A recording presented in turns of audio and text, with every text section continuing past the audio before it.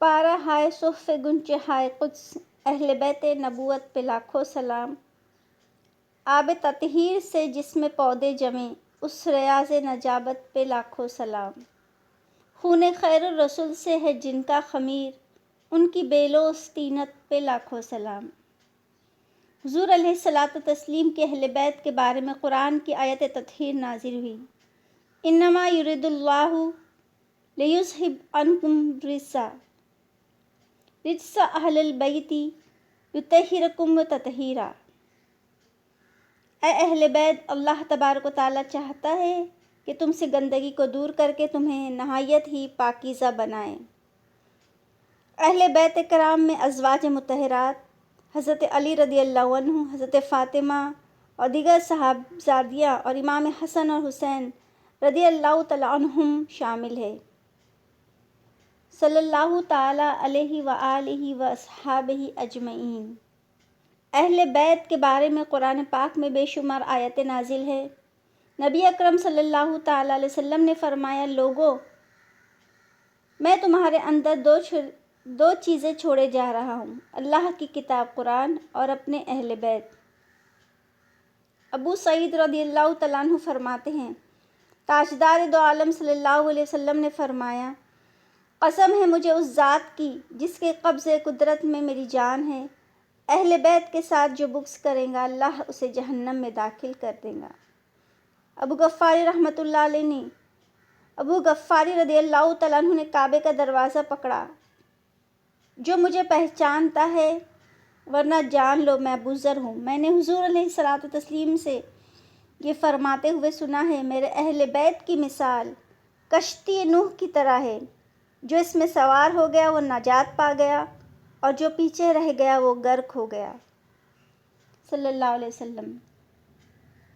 حضرت فاطمہ رضی اللہ تعالیٰ عنہ کی ذات وہ مقدس ذات ہے کہ حضور علیہ الصلوۃ والتسلیم کو آپ کے ساتھ نہایت ہی محبت و پیار تھا۔ جتنی شفقت وہ آپ صلی اللہ علیہ وسلم سے کرتی تھی، نبی کریم صلی اللہ علیہ وسلم جتنی شفقت حضرت فاطمہ رضی اللہ تعالیٰ عنہ سے کرتے تھے اور کسی سے نہیں۔ حضرت عائشہ صدیقہ رضی اللہ تعالیٰ عنہ سے پوچھا، حضور علیہ السلام کو سب سے زیادہ کس سے محبت تھی؟ فرماتی ہے وہ فاطمہ ہے۔ پوچھا مردوں میں؟ فرمایا ان کے شوہر علی۔ حضرت مسعود رضی اللہ تعالیٰ عنہ بیان فرماتے ہیں، رسول خدا صلی اللہ علیہ وسلم نے فرمایا، فاطمہ میرے جگر کا ٹکڑا ہے، جو اسے ناراض کرتا ہے اس سے میں بھی ناراض ہو جاتا ہوں۔ آپ کو یہ لقب سید النساء العالمین عطا کیا گیا۔ حضرت حذیفہ رضی اللہ تعالیٰ عنہ بیان کرتے ہیں کہ مجھ سے میری والدہ نے پوچھا، تم کب سے حضور کی بارگاہ میں حاضر نہیں ہوئے؟